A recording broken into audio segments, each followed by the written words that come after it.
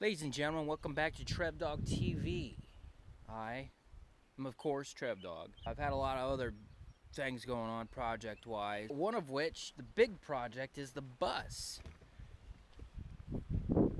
Now, I actually washed this. My girlfriend and I washed this. If you look from a before and after picture, it looks brand new, except for underneath the rack. That is not brand new. I didn't wash that because it really can't be washed. I also did cut the mufflers off and put dual 3-inch, but we'll get to that in another video. Right now we're talking about this one. One of the things that I was doing the other day was doing a burnout, and with actually, and I promise you, no intentions whatsoever of blowing a tire, but it did. It blew. Put an awesome Pro Stock hood scoop on it. That is real. It works. I don't know what that was. So this is a Harrow fiberglass hood scoop. It's from this particular one straight out of the late 70s, early 80s. And I just bondoed it straight to the car. There are self-tapping screws underneath this. I had a gallon of Bondo, so I just threw it on there. It ain't gonna go anywhere. Yes, I know it's a crap job, and this is how it's gonna stay. I might paint it, but for the most part, it is gonna stay like this. This is gonna stay like this. There is also a gap here in the back. It's gonna stay like that because really, I mean, look at this car. So if you remember back, we were working on the radiator. And as you can see, I have a radiator in. Well, my dilemma was, do I go get a new radiator? Do I get one from the Pick Your Part, or do I fix the one that was in it? Well, I went to the Pick Your Part. They were extremely rude, naturally. So I just went ahead and fixed the one that was in it. Now, yes, it is all bent up. It is nasty looking. Ribs are bent. But there's absolutely no leaks, and it works fine. I just went ahead and got the Water JB Weld 5020 PSI and just globbed it on there. And like, I've had this thing running for a while. I did a burnout, like full rev limit. This thing works fine. I did something to the mufflers.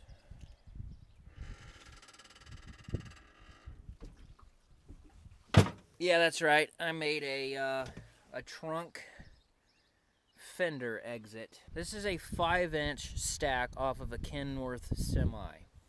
Same with that one. Two different versions of a stack. This one's all bent up and whatever else. It doesn't matter. It still sounds nasty. This Y-pipe here actually came off of this truck. This section here is actually only about this long because this part here was the header.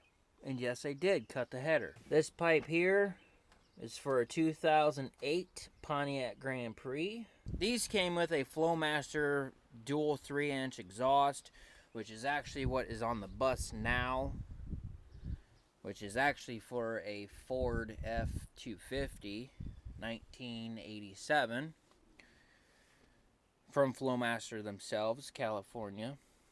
These, I actually don't remember where I got those. Needless to say, it is pieced together. Yes, the catalytic converter and the resonator is still on it.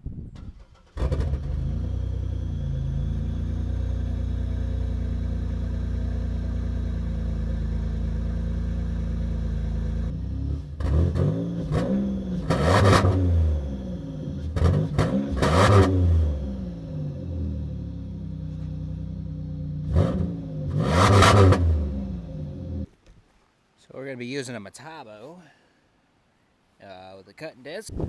So first of all, we're going to go ahead and bring the tire over here and get kind of a rough estimate of where we need to cut, and then go from there. So here's our tire now. This is a stock spare. This is a stock tire, which is a 15. I think they're 15.2, yeah, 225/60 Oh, they're actually 16s. Well, that changes things. Oh, well, hello there. So, okay, great. Okay. 16s, my bad. We're going to be going up to a 17-inch Crown Victoria. This is a stock Steely. These are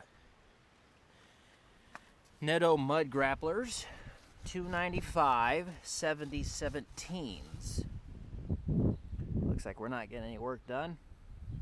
Also, mind you, I got 6-inch spacers, right, going through here and on the other side, and there'll be 4 on either side on the rear. So that will save us from cutting into here, hopefully. We won't have to cut this, but we will have to cut that for sure. Let's put our spacers on and go from there. How about that?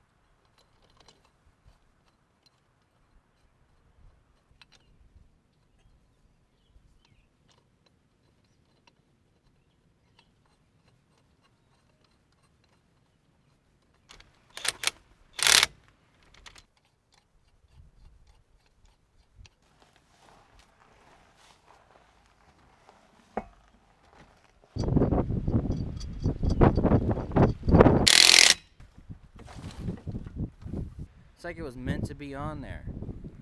So, you know, have to cut here, cut all that. Definitely gonna have to cut into here, which I knew. Hopefully we don't have to cut this, but we'll probably end up having to cut that.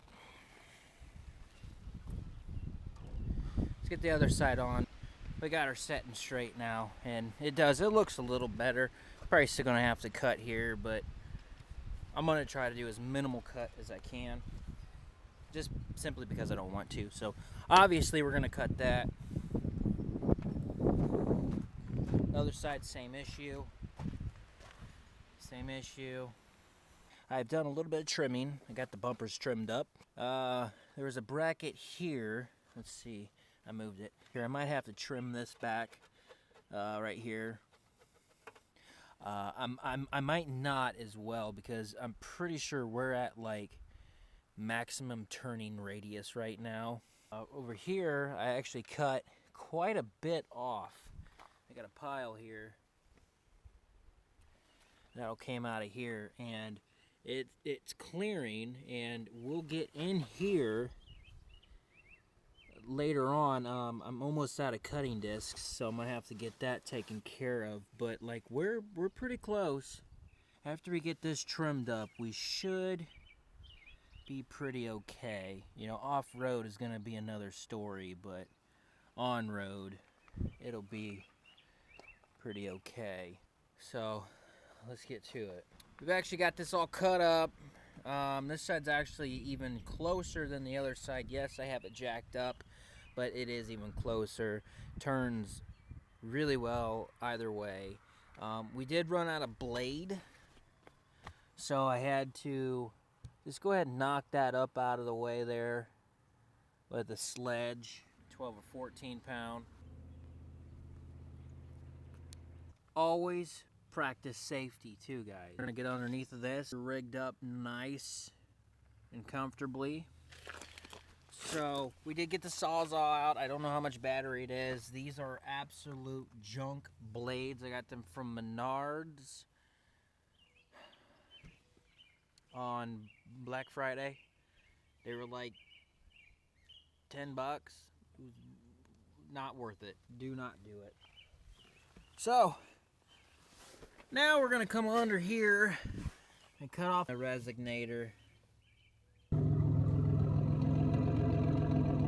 It's working. I do still have holes in it. Down underneath of here, it's barely on the down pipe. And right about here, the pipe goes from a 3-inch to a 2.5, so I have a bit of space still blowing out, but I mean it's coming out. It's still much louder than it was.